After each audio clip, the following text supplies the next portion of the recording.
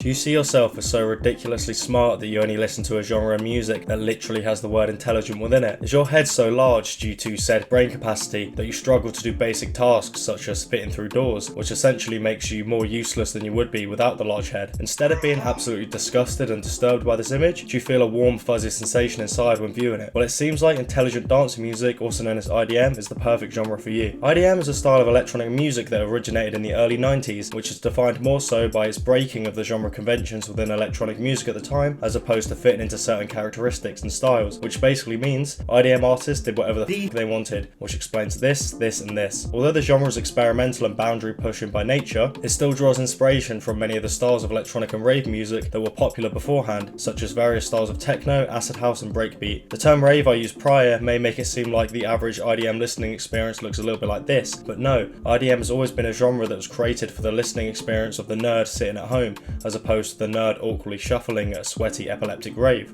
To put that in simpler terms, IDM was never meant for the rave scene and was basically created out of pure boredom. You're probably staring at your screen very confused with a little to no understanding of what this genre may sound like based on my prior ramblings. Let me explain a little bit more. Producers often combine a range of electronic music styles, basically house and techno, alongside complex fast-paced rhythms and unconventional sound design, creating cold, mechanical atmospheres. Although this only describes a certain section of IDM, you see, listening to an IDM album is like playing Russian roulette. Either you get one of the most beautiful ambient textures you've ever heard, immediately transporting you back to childhood memories at the beach surrounded by crashing waves, or you experience the most intense, jaw-clenching 2 minutes of your life, with your ears being violated by an entire sample pack of drum hits as your brain scrambles for any sense of normalcy. You may think I'm overstating this, no chance. Listen to any Aphex Twin album, you're either going to experience a tranquil grass field or literally hell. Although IDM has the word dance within its name, you better not even think of dancing to this music. The only way to listen to IDM is to sit in a small, dark, probably quite smelly room and appreciate the oral aesthetics. I better not see any toe tapping. More characteristics of IDM artists include a low quality photograph of them in some sort of nature with outerwear jackets on,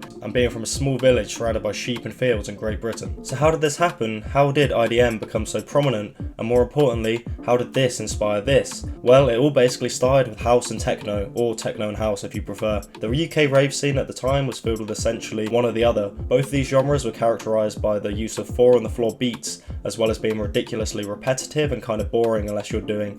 House and techno would originate in America and Germany respectively, eventually making its way to the UK rave scene after it reached its filthy 4/4 mitts into Ibiza's club scene, which inspired DJs like Paul Oakenfold and Danny Rampling to bring that same sound to the UK. The introduction of this music into UK's rave scene would lead to the second Summer of Love in 1989. The explosion of acid house, among other things, led to free raves popping up all over the country, eventually leading to action from the government. This pushed the raves to more remote places, leading to illegal parties in the countryside or abandoned industrial buildings becoming more prominent. At the tail end of the second Summer of Love, Britain's youth culture had become obsessed with electronic dance music, which could only lead to one thing: further experimentation. This eventually led to the development of ambient house due to artists like the Orb and the KLF, combining elements of house, ambient and funny stories for 4-year-olds audiobooks. This spearheaded the wave of labels specialising in artists creating more distinct and experimental dance music. Examples of these labels include The Warp would release the most important project in the development of IDM,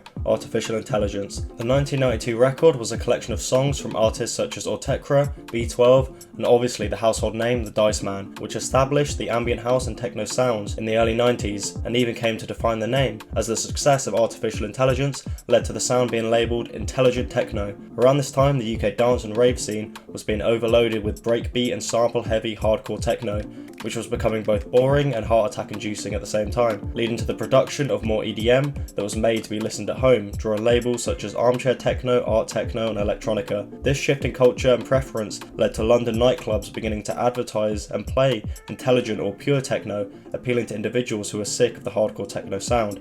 This time frame would also include the release of what many see as the best album within the genre of IDM, Selected Ambient Works 85 to 92 by Aphex Twin, which was a project consisting of songs created by Richard himself during that time frame. Aphex Twin expanded upon the ambient music of his contemporaries, fusing soundscapes with experimental techno beats, further proving to audiences that techno could be more than just rave music. This may seem a little bit confusing with names and phrases being thrown about that all essentially mean the same thing. This confusion would reduce slightly with the creation of the Intelligent Dance Music List, or IDM list for short, in 1993. This was an electronic mailing list specifically created for the discussion of music that fit into the specific style discussed prior. The list would originally be created specifically for the discussion of artists within the Aphex label. However, they decided to expand the topic of discussion to music that is similar sounding or created with a similar approach. This led to the word intelligent being used, directly inspired by Warp Records' artificial intelligence. The name of this mailing list would come to define artists ranging from Aphex Twin to Autocra to The Orb and the Future Sound of London, even extending to artists such as System 7 and Bjork. With a new classification, IDM continued to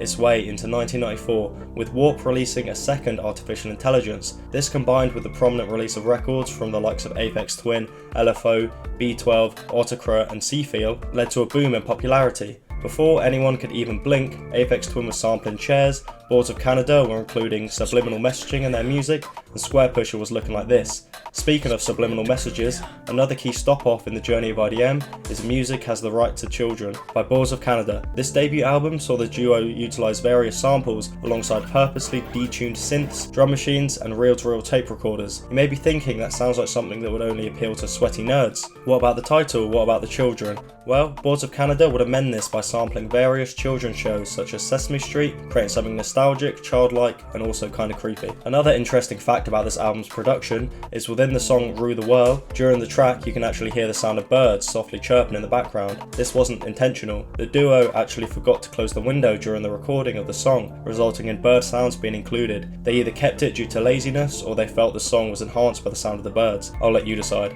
Upon release, the album was labelled as a landmark project for electronic music, and in the years since has received critical acclaim and has inspired many artists to come after it. It was around this time that the genre would receive some pushback. Not the music, no, it was rare you found individuals within the scene that were against the music. It was more so the classification that people had an issue with. The term intelligent implies sophistication, when the genre is actually just beeps and boops. Aphex Twin would officially change the name of his music to Braindance, and the genre name would begin to lose favour within the EDM scene. Although the name was losing favour, the style was continuing to evolve, with artists like Square Pusher combining his reckless style of drum and bass with the stylings of IDM. As the 2000s rolled around, the term IDM would continue to branch out to artists such as Venetian Snares and Uzig, who would introduce elements of breakcore, further diversifying IDM and confusing many individuals who were wondering what the IDM even was anymore. IDM would continue to flourish in the underground, although many of the artists falling within the genre were being labelled and defined by genre names that describe the style much better than big brain IDM. Specifically, the stylings of IDM would inspire artists such as Richard Devine and Zonopticon, who take IDM and make it completely unlistenable, resulting in the subgenre flashcore. Although IDM in the modern day isn't a genre that is flourishing in the same way it was in the 90s, it's the ideas, experimentation and creativity of the pioneers that has remained ingrained in electronic music. Without the development of IDM as a way to experiment with dance music, many of today's music, whether it be underground or mainstream, wouldn't be able to exist. Another reason I think that may have led to IDM being less relevant is the development of technology. Back in the 90s, the creation of an IDM song was incredibly impressive. Nowadays, something similar can be made on an iPad, albeit with less of the warmth and charm that comes from analog equipment. I wouldn't say IDM is a genre as much, but a fan base that appreciated the creativity and experimentation coming from electronic artists during the 90s that passionately grouped them all together under one name. And honestly, at the end of it all, if we learned anything, it's that